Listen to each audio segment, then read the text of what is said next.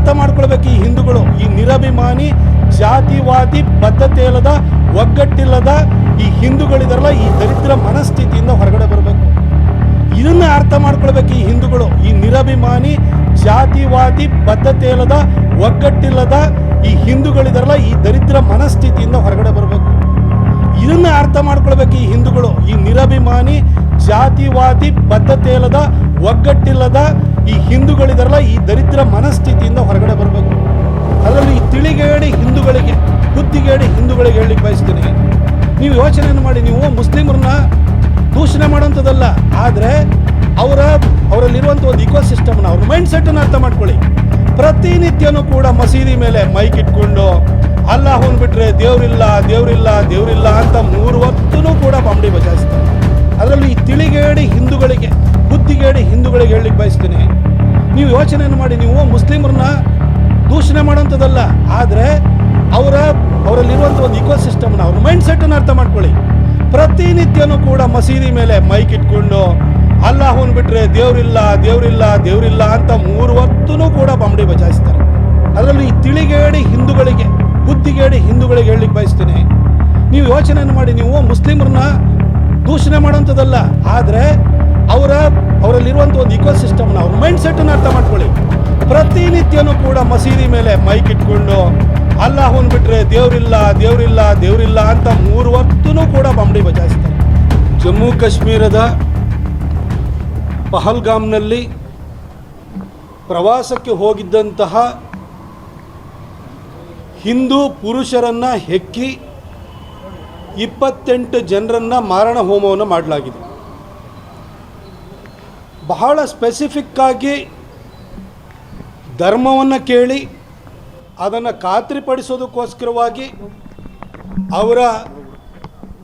ಅವರನ್ನು ವಿವಸ್ತ್ರನಾಗಿ ಮಾಡಿ cross check ಮಾಡಿ ಕೊಲೆಗೈದಿದ್ದಾರೆ. ಆದರೆ ನಾನು ಈ ಘಟನೆಯನ್ನು ತೀವ್ರವಾಗಿ ಖಂಡಿಸ್ತೀನಿ. ನನಗೆ ಬಹಳ ದುಃಖವಾಗಿದೆ. ಮುಸಲ್ಮಾನರು ಧರ್ಮಾಂಧರು, ಅವರ ಧರ್ಮಾಂಧತೆ ಇದಕ್ಕೆ ಕಾರಣ ಅಂತ ಖಂಡಿತ ನಾನು ಹೇಳುವುದಿಲ್ಲ.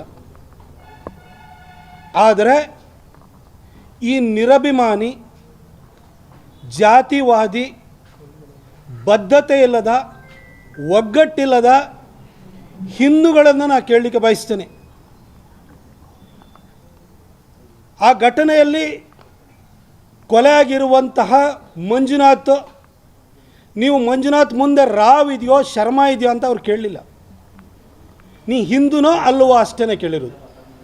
ನಿಮ್ಮ ಮುಂದೆ ಮಂಜುನಾಥ ಗೌಡ ಆಗಿದ್ರು ಕೊಂದಿರೋರು, ಮಂಜುನಾಥ್ ಹಿರೇಮಠ ಆಗಿದ್ರು ಕೊಂದಿರೋರು, ಮಂಜುನಾಥ್ ಹಾಲಮತದವನಾಗಿದ್ರು ಕೊಂದಿರೋರು, ಮಂಜುನಾಥ್ ವಾಲ್ಮೀಕಿ ಆಗಿದ್ರು ಕೊಂದಿರೋರು, ಮಂಜುನಾಥ್ ಅಯ್ಯ ಆಗಿದ್ರು ಕೂಡ ಕೊಂದಿರೋರು. ಆದರೆ ಮಂಜುನಾಥ್ ಒಂದು ವೇಳೆ ಮೊಹಮ್ಮದ್ ಆಗಿದ್ದಿದ್ರು ಬಿಡೋರು. ಇದನ್ನು ಅರ್ಥ ಮಾಡ್ಕೊಳ್ಬೇಕು ಈ ಹಿಂದೂಗಳು. ಈ ನಿರಭಿಮಾನಿ ಜಾತಿವಾದಿ ಬದ್ಧತೆ ಇಲ್ಲದ ಒಗ್ಗಟ್ಟಿಲ್ಲದ ಈ ಹಿಂದೂಗಳಿದಾರಲ್ಲ, ಈ ದರಿದ್ರ ಮನಸ್ಥಿತಿಯಿಂದ ಹೊರಗಡೆ ಬರಬೇಕು. ಈ ಥರ ಘಟನೆಗಳಿದೇನು ಹೊಸದಲ್ಲ. ಆದರೆ ಒಂದು ಯೋಚನೆಯನ್ನು ಮಾಡಿ, ಎಷ್ಟು ಘಟನೆಗಳಾಗಿದ್ದಾವೆ ನೋಡಿ. ಈ ಹಿಂದೆ 2000 ಇಸ್ವಿಗೆ ಹೋಗಿ ಇದೇ ಕಾಶ್ಮೀರದಲ್ಲಿ ಬಿಲ್ ಕ್ಲಿಂಟನ್ ಇಂಡಿಯಾಕ್ಕೆ ಬರ್ತಾಯಿದ್ರು. ಆ ಸಂದರ್ಭದಲ್ಲಿ ಚಾಟಿ ಸಿಂಗ್ಪುರ್ ಅಂತೇಳಿ ಹೇಳಿ ಅಲ್ಲಿ ಆ ಜಾಗದಲ್ಲಿ ಸಿಖ್ಖರನ್ನು ಹೆಕ್ಕಿ 35 ಜನರನ್ನು ಕೊಂದಾಕಿದ್ರು. ಅದಾದ ನಂತರ ಸರಣಿ ಬಾಂಬ್ ಬ್ಲಾಸ್ಟ್ಗಳಾದವು, ಈ ರೀತಿ ಕೊಲೆಗಳಾದವು.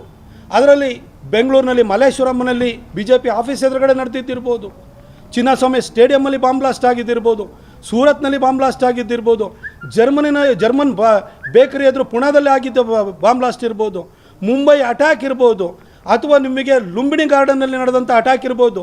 2005ರಲ್ಲಿ ದೀಪಾವಳಿ ಹಿಂದಿನ ದಿನ ಪಟಾಕಿ ವಸ್ತುಗಳನ್ನು ಖರೀದಿ ಮಾಡಲಿಕ್ಕೆ ಹೋದಂಥ ಸಂದರ್ಭದಲ್ಲಿ ಹಿಂದೂಗಳನ್ನು ಟಾರ್ಗೆಟ್ ಮಾಡಿಕೊಂಡು ಡೆಲ್ಲಿನಲ್ಲಿ ಸಾಯಿಸಿದ್ದಿರ್ಬೋದು. ಈ ಎಲ್ಲ ಘಟನೆಗಳ ಜೊತೆಗೆ ಅದು ಪಠಾನ್ಕೋಟ್ ಅಟ್ಯಾಕ್ ಆಗಿರ್ಬೋದು, ಪುಲ್ವಾಮಾ ಅಟ್ಯಾಕ್ ಆಗಿರ್ಬೋದು, ಈಗಿನ ಪಹಲ್ಗಾಮ್ ಅಟ್ಯಾಕ್ ಆಗಿರ್ಬೋದು. ಈ ಇಷ್ಟು ಘಟನೆಗಳನ್ನು ನೋಡಿ ಮುಸಲ್ಮಾನರ ಮನಸ್ಥಿತಿ ಏನು ಕಾಣಿಸ್ತಾ ಇದೆ. ಇದು ಬರೀ ಪಾಕಿಸ್ತಾನದವ್ರ ಬಗ್ಗೆ ಯೋಚನೆ ಮಾಡಬೇಡಿ, ಇಲ್ಲಿ ಒಳಗಿರೋರ ಬಗ್ಗೆ ಯೋಚನೆ ಮಾಡಿ. ಇಷ್ಟು ಘಟನೆಗಳಿಗೆ, ಈ ದೇಶದ ಒಳಗಡೆ ಇರುವಂಥ ಘಟನೆಗಳಿಗೆ ಯಾರ ಸಹಕಾರ ಇಲ್ದಲೇ ಈ ಘಟನೆಗಳು ನಡೀಲಿಕ್ಕೆ ಸಾಧ್ಯವಾಗುತ್ತಾ? Local support ಇಲ್ದಲೇ? ಆದರೂ ಯೋಚನೆ ಮಾಡಿ, ಇಷ್ಟು ಘಟನೆಗಳು, ಸರಣಿ ಘಟನೆಗಳು ನಡೀತಲ್ಲ. ಒಬ್ಬ ಮುಸಲ್ಮಾನ ಸಮುದಾಯದ ಬಿಕಾರಿಯಿಂದ ಡೆಲ್ಲಿ ಜಾಮಾ ಮಸೀದಿ ಬುಕಾರಿವರೆಗೂ, ಒಬ್ಬ ಮುಲ್ಲಾನಿಂದ ಮೌಲ್ವಿಯಿಂದ ಇಮಾಮು ಮೌಲಾನವರೆಗೂ ಯಾರಾದ್ರೂ ಕೂಡ ಇದನ್ನು ಖಂಡಿಸಿರೋವಂಥದ್ದು ನೋಡಿದಿರಾ? ಒಂದು ಫತ್ವಾ ಹೊರಡಿಸಿರೋವಂಥದ್ದನ್ನು ನೋಡಿದಿರಾ? ಹಾಗಾದರೆ ಈ ಮುಸ್ಲಿಂ ಮನಸ್ಥಿತಿ ಏನು ತೋರಿಸುತ್ತೆ? ಇದಿನ್ನೂ ಅರ್ಥ ಆಗಿಲ್ವಾ? ಇವತ್ತು ಯುರೋಪಲ್ಲಿ ಯಾವ ಪರಿಸ್ಥಿತಿ ಸೃಷ್ಟಿಯಾಗಿದೆ, ಚೈನಾದ ಶಿಂಜಿಯಾಂಗ್ ಪ್ರಾವಿನ್ಸಲ್ಲಿ ಯಾವ ಸ್ಥಿತಿ ಸೃಷ್ಟಿಯಾಗಿದೆ, ಇವತ್ತು ಜಗತ್ತಿನಲ್ಲಿ ನಡೀತಾ ಇರುವಂಥ ಈ ರೀತಿ ಅವಘಡಗಳಿಗೆ ಯಾರು ಕಾರಣರಾಗಿದ್ದಾರೆ, ಇದನ್ನೆಲ್ಲ ನೋಡಿದರೆ ನಿಮಗೆ ಅರ್ಥ ಆಗ್ತಿಲ್ವ ಮುಸ್ಲಿಂ ಮೆಂಟಾಲಿಟಿ ಏನು ಅನ್ನೋದು? ನಾನು ಯಾವಾಗಲೂ ಕೂಡ ಅಂಬೇಡ್ಕರ್ ಅವರನ್ನು ಈ ರಿಸರ್ವೇಷನ್ನ ದುರ್ಬೀನ್ ಹಾಕ್ಕೊಂಡು ನೀವು ನೋಡ್ತೀರಿ. ಆದರೆ ಅಂಬೇಡ್ಕರ್ ನಿಜವಾದ ಮಹಾತ್ಮ ಅವರು. ಅಂಬೇಡ್ಕರ್ 1941 ಭಾರತಕ್ಕೆ ಸ್ವಾತಂತ್ರ್ಯ ಬಂದು ನಾವು ಪ್ರತ್ಯೇಕ ಆಗೋದಕ್ಕಿಂತ ಸರಿಸುಮಾರು 6 ವರ್ಷ ಮೊದಲೇ ಥಾಟ್ಸ್ ಆನ್ ಪಾಕಿಸ್ತಾನ್ ಅಥವಾ ಪಾರ್ಟಿಷನ್ ಆಫ್ ಇಂಡಿಯಾ ಅನ್ನೋ ಪುಸ್ತಕವನ್ನು ಅವ್ರು ಬರೆದ್ರು. ಅದರಲ್ಲಿ ಭಾಳ ಸ್ಪಷ್ಟವಾಗಿ ಹೇಳಿದರು, ಮುಸಲ್ಮಾನರು ಯೂನಿವರ್ಸಲ್ ಬ್ರದರ್ಹುಡ್ ಅಂತ ಮಾತನಾಡುವಾಗ ಆ ಯೂನಿವರ್ಸಲ್ ಬ್ರದರ್ಹುಡ್ ಅಂದರೆ ಅದು ವಿಶ್ವ ಭ್ರಾತೃತ್ವ ಅಲ್ಲ, ಅದು ಬರೀ ಮುಸ್ಲಿಂ ಬ್ರದರ್ಹುಡ್ ಅಂತ ಹೇಳ್ತಾರೆ. ಅವ್ರ ಜೊತೆ ಬದುಕೋಕ್ಕಾಗಲ್ಲ, ಇಷ್ಟು ವರ್ಷದ ಎಕ್ಸ್ಪೀರಿಯೆನ್ಸನ್ನ ನಾವು ನೋಡಿದ್ದೀವಿ.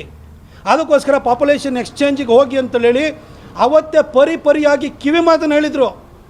ಆದರೆ ಅಂಬೇಡ್ಕರ್ ಮಾತನ್ನು ಅವತ್ತು ಯಾರು ಕೇಳಲಿಲ್ಲ. ಅಂಬೇಡ್ಕರ್ ಒಬ್ಬರೇ ಇಡೀ ಸ್ವಾತಂತ್ರ್ಯ ಹೋರಾಟದಲ್ಲಿ ಈ ಮುಸಲ್ಮಾನರ ಮನಸ್ಥಿತಿಯನ್ನು ಅವರು 2 ನೇಷನ್ ಥಿಯರಿನ ಮಂಡಿಸಿ ಆದ ನಂತರ ಈ ದೇಶವನ್ನು ಇಬ್ಬಾಗ ಮಾಡಲಿಕ್ಕೆ ಹೊರಟೋದ ನಂತರ ಅವ್ರನ್ನ ನಿಜವಾಗ್ಲೂ ಸರಿಯಾಗಿ ಅರ್ಥ ಮಾಡ್ಕೊಂಡಂಥವ್ರು ಅಂಬೇಡ್ಕರ್ ಮಾತ್ರ. ಇವತ್ತು ಅಂಬೇಡ್ಕರ್ ಏನು ಹೇಳಿದರು ಆ ಮಾತು ಸತ್ಯವಾಗ್ತಾ ಇದೆ. ಇವತ್ತು ಇಷ್ಟೆಲ್ಲ ಪರಿಸ್ಥಿತಿ ಬರ್ತಾ ಇದೆ. ಯಾಕೆ ಅಂಬೇಡ್ಕರ್ ಮಾತನ್ನು ತೆಗೆದುಕೊಳ್ಳಿ, ಅವರಲ್ಲಿ ವಿಶ್ವ ಭ್ರಾತೃತ್ವ ಇಲ್ಲ, ಬರೀ ಮುಸ್ಲಿಂ ಬ್ರದರ್ಹುಡ್ ಅಂತ ಹೇಳಿ. ಇವತ್ತು ನೀವು ಯೋಚನೆಯನ್ನು ಮಾಡಿ, ಅದರಲ್ಲೂ ಈ ತಿಳಿಗೇಡಿ ಹಿಂದೂಗಳಿಗೆ, ಬುದ್ಧಿಗೇಡಿ ಹಿಂದೂಗಳಿಗೆ ಹೇಳಲಿಕ್ಕೆ ಬಯಸ್ತೀನಿ. ನೀವು ಯೋಚನೆಯನ್ನು ಮಾಡಿ, ನೀವು ಮುಸ್ಲಿಮರನ್ನ ದೂಷಣೆ ಮಾಡೋಂಥದ್ದಲ್ಲ, ಆದರೆ ಅವರಲ್ಲಿರುವಂಥ ಒಂದು ಇಕೋಸಿಸ್ಟಮ್ನ, ಅವ್ರ ಮೈಂಡ್ ಸೆಟ್ಟನ್ನು ಅರ್ಥ ಮಾಡ್ಕೊಳ್ಳಿ. ಪ್ರತಿನಿತ್ಯನೂ ಕೂಡ ಮಸೀದಿ ಮೇಲೆ ಮೈಕ್ ಇಟ್ಕೊಂಡು ಅಲ್ಲಾಹನ್ ಬಿಟ್ಟರೆ ದೇವರಿಲ್ಲ ಅಂತ 3 ಹೊತ್ತೂ ಕೂಡ ಬಂಬಡಿ ಬಜಾಯಿಸ್ತಾರೆ. ಆ ಮಗು ಏನು ಕಲಿತಾರೆ? ನಿಮ್ಗೇನಾದ್ರು 10 ಜನ ಹಿಂದೂಗಳ ಮಧ್ಯದಲ್ಲಿ ಒಬ್ಬ ಮುಸ್ಲಿಂ ಇದ್ದರೆ ಅವನಂತ ಒಳ್ಳೆಯವನೇ ಇರಲ್ಲ. ಆದರೆ 10 ಜನ ಮುಸಲ್ಮಾನರ ಜೊತೆ ಒಬ್ಬ ಹಿಂದೂ ಇದ್ದರೆ ಅವ್ರ ಮನಸ್ಥಿತಿ ಏನು ಅನ್ನೋದು ಅರ್ಥ ಆಗುತ್ತೆ. ಯಾಕೆಂತಂದರೆ ಅವ್ರದ್ದು ಅಪ್ಬ್ರಿಂಗಿಂಗ್ ಹಾಗಿದೆ, ಆ ಇಂಡಾಕ್ಟ್ರಿನೈಜೇಷನ್ ಅನ್ನೋದು ಆ ರೀತಿಯಾಗಿದೆ. ಈ ಮಕ್ಕಳನ್ನ ಮಸೀದಿ ಕಳಿಸ್ತಾರೆ. ಅಲ್ಲ, ಯೋಚನೆಯನ್ನು ಮಾಡಿ. ಅವರಲ್ಲಿ ಇವತ್ತೂ ಕೂಡ ನಿಮ್ಮನ್ನು ನಾನು ಕೇಳಲಿಕ್ಕೆ ಬಯಸ್ತೀನಿ, ಸೂರ್ಯ ಭೂಮಿ ಸುತ್ತನ ಅಥವಾ ಭೂಮಿ ಸೂರ್ಯನ ಸುತ್ತುತ್ತಾ? ಅವ್ರ ಮದ್ರಸಾದಲ್ಲಿ ಏನು ಹೇಳ್ಕೊಡ್ತಾರೆ? ಸೂರ್ಯ ಭೂಮಿ ಸುತ್ತನಂತೆ, ಭೂಮಿ ಚಪ್ಪಟೆ ಆಗಿದೆ ಅಂತೆ, ಚಂದ್ರ ಭೂಮಿಗಿಂತ ದೊಡ್ಡವನಂತೆ, ಗಾತ್ರದಲ್ಲಿ ದೊಡ್ಡವನಂತೆ, ಈ ರೀತಿ ಹೇಳ್ಕೊಂಡು ಬರ್ತಾರೆ. ಇವರಿಗೆ ಲಾಜಿಕಲ್ ಮೈಂಡು, ಲಾಜಿಕಲ್ ಥಿಂಕಿಂಗ್ ಎಲ್ಲಿ ಬರೋಕ್ಕಾಗುತ್ತೆ? ಮದ್ರಾಸದಲ್ಲಿ ಓದಂಥವ್ರು ಚಿಕ್ಕದ್ರಲ್ಲಿ ಇರಬೇಕಾದ್ರೆ ನಮ್ಮ ಮನೆಯಲ್ಲಿ ವೇದ ಉಪನಿಷತ್ತನ್ನು ನಾವು ಕಲಿಸಲ್ಲ. ವೇದ ಉಪನಿಷತ್ತುಗಳು ಸೈನ್ಸಿಗೆ ಬಹಳ ಪೂರಕವಾಗಿದ್ರೂ ಕೂಡ ನಾವು ಅದನ್ನು ಕಲಿಸಲ್ಲ. ಆದರೆ ಸೈನ್ಸಿಗೆ ತದ್ವಿರುದ್ಧವಾಗಿರುವ ವಿಚಾರಗಳನ್ನೇ ಮದ್ರಸಾದಲ್ಲಿ ಕಲಿಸ್ತಾರೆ. ಅವ್ರ ಮನಸ್ಥಿತಿ ಹೆಂಗೆ ಬದಲಾಗೋಕ್ಕೆ ಸಾಧ್ಯ? ಇನ್ನಾದರೂ ಅರ್ಥ ಮಾಡ್ಕೊಳ್ಳಿ. ನೀವು ಇವತ್ತು ಎಲ್ಲ ಪಾಕಿಸ್ತಾನದಿಂದ ಬಂದು ಯಾರನ್ನೋ ಅಲ್ಲಿ ನಿಲ್ಲಿಸ್ಬಿಟ್ಟು ನಮ್ಮವ್ರನ್ನ ಕೊಂದಿದ್ದಾರೆ ಅಂತ ತಿಳ್ಕೊಳ್ಬೇಡಿ. ದೇಶದೊಳಗಡೆ ಇಷ್ಟು ಘಟನೆಗಳನ್ನ ಸಂಭವಿಸ್ತವಲ್ಲ, ಇಲ್ಲೇ ಪೊಲೀಸರ ಮೇಲೆ ದೌರ್ಜನ್ಯ ಮಾಡ್ತಾರೆ, ಇಲ್ಲೇ ಉದಯಗಿರಿ ಸ್ಟೇಷನ್ ಮೇಲೆ ಆಕ್ರಮಣ ಮಾಡಿದ್ರಲ್ಲ, ಇವ್ರ ಬಗ್ಗೆ ಏನು ಹೇಳ್ತೀರಿ? ಇವರೆಲ್ಲರೂ ಕೂಡ ದೇಶದ ಒಳಗಡೆ ಇರುವಂಥವ್ರು ಟೈಮ್ ಬಾಂಬ್ ಥರ ಇದ್ದಾರೆ. ಈಗ ಇವ್ರ ಬಗ್ಗೆ ಯೋಚನೆಯನ್ನು ಮಾಡಿ. ಇದಕ್ಕೆ ಏನು ಪುಲ್ವಾಮಾದಲ್ಲಿ ಮತ್ತು ಪಹಲ್ಗಾಮಲ್ಲಿ ಪಠಾನ್ಕೋಟಲ್ಲಿ ನಡೆದಂಥ ಘಟನೆಗಳಿಗೆ ಆಕ್ರೋಶ ವ್ಯಕ್ತಪಡಿಸೋದು, ಕಣ್ಣೀರು ಸುರಿಸುವಂಥದ್ದು ಆಯಿತು.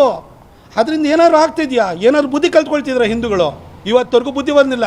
ಇವತ್ತವರೆಗೂ ಜಾತಿ ಅಂತ ಹೊಡೆದಾಡ್ತಾನೆ ಇದ್ರಿ. ಎಲ್ಲಿವರೆಗೂ ಈ ಜಾತಿ ಅಂತ ಹೊಡೆದಾಡ್ಕೊಳ್ಳುವಂಥ ಹಿಂದೂಗಳು ಇರ್ತಾರೋ, ಒಗ್ಗಟ್ಟಿರಲು ಅಲ್ಲಿವರೆಗೂ ಕೂಡ ಪಹಲ್ಗಾಮ್ನಂಥ ಘಟನೆಗಳು ಸಂಭವಿಸ್ತಾನೆ ಇರ್ತವೆ. ಹಿಂದೂಗಳು ದೊಡ್ಡ ಬೆಲೆಯನ್ನು ತೆರಬೇಕಾದಂತಹ ಪರಿಸ್ಥಿತಿ ಮುಂದಿನ ದಿನಗಳಲ್ಲೂ ಸೃಷ್ಟಿಯಾಗುತ್ತೆ.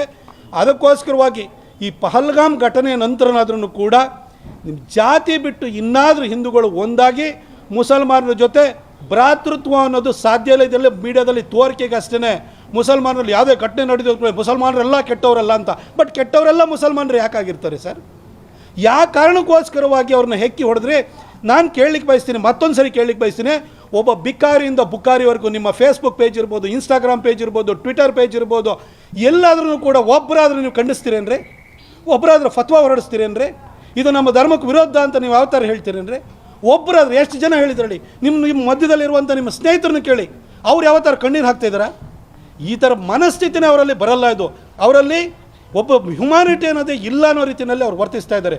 ಹಾಗಿರಬೇಕಾದ್ರೆ ಹಿಂದೂಗಳು ಇನ್ನಾದರೂ ಎಚ್ಚೆತ್ಕೊಳ್ಬೇಕು. ಇದು ಇರೋದೇ ಒಂದು ದೇಶ.